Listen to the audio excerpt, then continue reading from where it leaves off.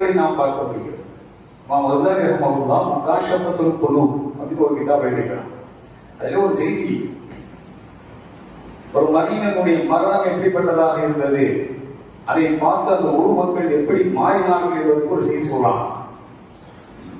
இன்னும் பனி இஸ்ராயீல ரஜுலுன் ஃபாஸிகுன் வகால யம்தனிஉ அனில் ஃபிஸ்கி. ஒரு மிகப்பெரிய வம்பன் ஒரு ஊர்ல மூசா நபியுடைய காலத்துல பெரிய ரவுடி, ஊர் மக்கள்னா அவனை பார்த்தா பயப்படுவான்.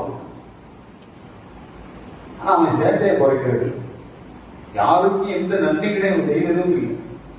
அவ்வளவு சூழ்நிலை எந்த அளவுக்கு அந்த கிதாபை எழுதானா, ஹத்தா வச்ச அகுது பலதி, ஊர் மக்கள் தான் ஒப்பாரி வச்சு ஆளக்கூடிய அளவுக்கு அவனுடைய தீவைகள் இருக்குது, ரவுடித்தனம்.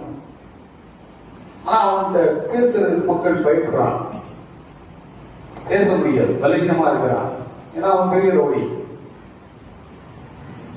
எனவே அல்லாஹ்விடத்திலே அவர்கள் முறையிட்டார்கள், அல்லாஹ் இவனை எப்படியாவது வகையில கவனிச்சு விடு, நாங்க நிம்மதியாக வாழணும் அப்படின்னா.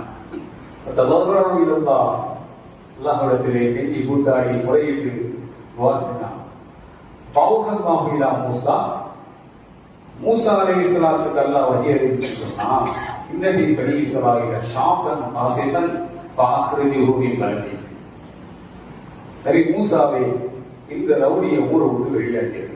மூசா நபி பயப்படுவானா, ஏன் தெரியுமா, அவங்களுக்கு அல்லாஹ்வுக்கும் அவங்களுக்கு நேரடி கனெக்ஷன் இருக்கு. மூசா நபிக்கு மட்டும் பயப்படுவான், எதுவும் துவா பண்ணி எதுவும் பண்ணி கொண்டுருவாங்க. அப்போ மூசா அலைஹிஸ்ஸலாம் சொன்னாங்க, இப்பா இந்த ஊர்ல நீ இருக்கக்கூடாது அப்படி கேட்டாங்க. வேற ஏதாவது ஒரு ஊருக்கு, இன்னொரு ஊருக்கு போயிட்டான்.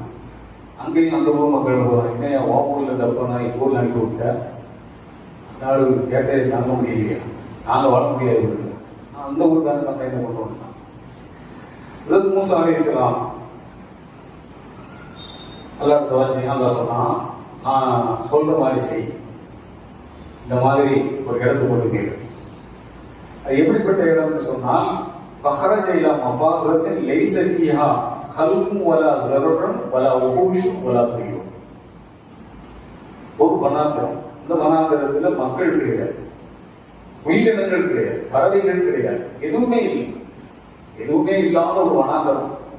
இந்த வனாந்தரத்துக்கு கொண்டு போய் விட்டாச்சு ஆள.